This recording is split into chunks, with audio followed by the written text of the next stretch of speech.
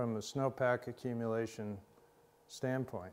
The average, or the SWE, the snow water equivalent, hit the typical, the 30-year average right on the nose, and it hit it just about at exactly the typical date of maximum SWE.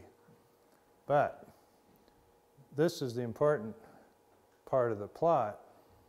This really steep decline in the SWE and this date of snow all gone, SAG, here in the earliest quartile of all the period of record. In other words, you know, 3/4 of the other dates of snow all gone were later in the year. And the median date of snow all gone was several weeks later than the actual date of snow all gone at this site. These are the dates. These bars are meant to represent the 12 dust events when they occurred compared to the 7 events the year before. The prior maximum we'd ever seen was 8 events in a given year. We had 12 last year. And part of what we do at Senator Beck Basin is monitor stream flow out of the basin. At this site here, there's a broad-crested weir here, a concrete structure. It's a steep mountain stream. That's problematic to really accurately monitor stream flow here. You can't use a partial flume like you would use on an irrigation ditch or something like that. But it's meaningful data, and we monitor it with automated gear, automated sensors, and with this, of course, with the staff gauge. And here the flow is at about 16 CFS, which is pretty high for our creek. And here's a plot of the whole runoff for the spring out through day of year 240.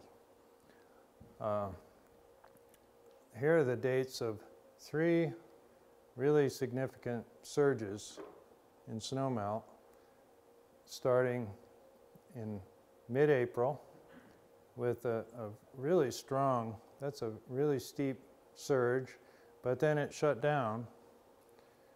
Why? Because of new snow.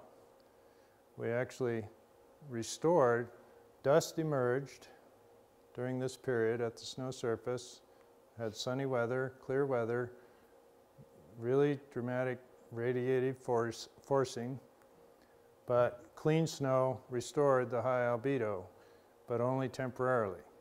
And, you know, stream flows didn't drop much even, just a few days of clean snow, and then the dust reemerged. We might even have had another dust event in there. Then another snow, but then that first 2 weeks of May, dust was at the surface, stayed at the surface, no new snow at all, and this huge surge took off.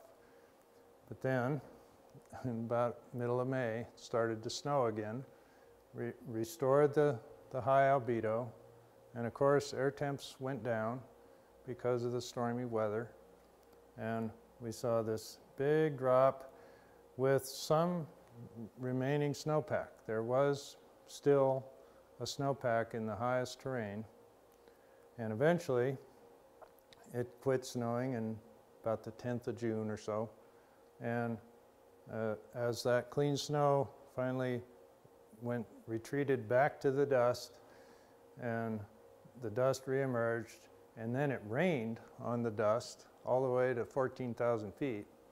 We had this surge, and a nice, fortunately, a little bit of water in the system later on in June.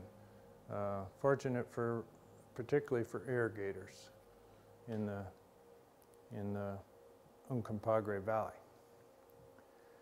And that pattern of these initial surges, then the big one, followed by this retreating stream flows, and then a second big surge in June with this big tail off was repeated all around the San Juan mountain system.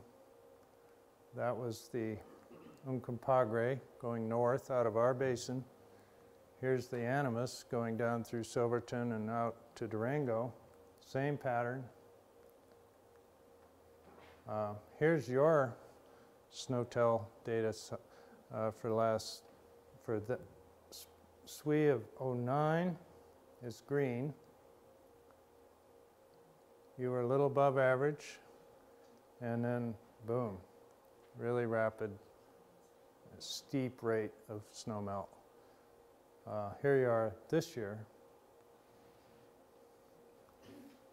Here's your stream flow from last spring with those surges, that dip, and then this.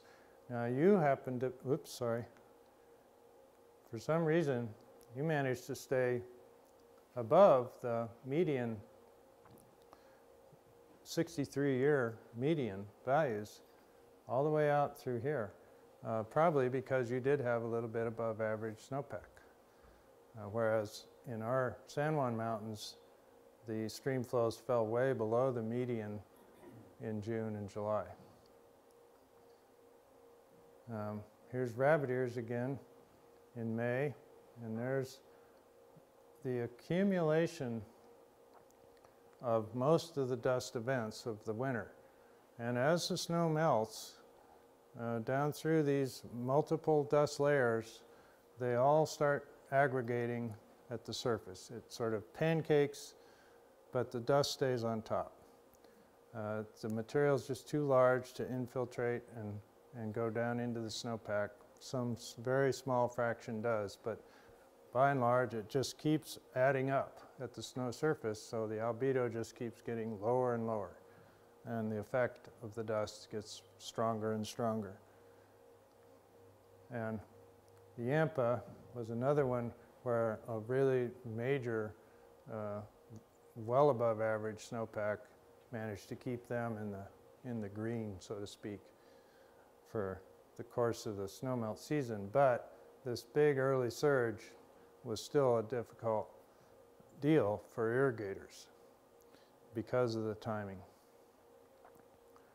And probably the most dramatic effects of all last spring were in the Rio Grande drainage, where this SNOTEL up at the very head of the Rio Grande headwater, just maybe 10 miles from Silverton, if that, shows about an average snowpack again, but the earliest ever date of snow gone in that site, and the highest rate of snowpack ablation, snowmelt, ever recorded at that site. So at the Rio Grande gauge in Del Norte, they were seeing flows, and keep in mind this is a log scale, so these are powers of 10 on the scale. They were seeing single day flow rates that were 3 and 4 times the previous day record for those dates. They were having flows of on the order of 5,000 CFS, 5 to 6, when the median was somewhere around 1 to 2.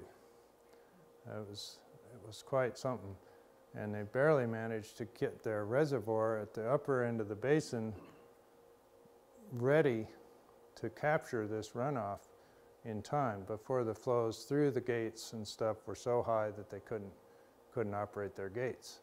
So it was really difficult for farmers in the San Luis Valley that spring, because the water was just screaming out of the watershed at a time when they really couldn't use it.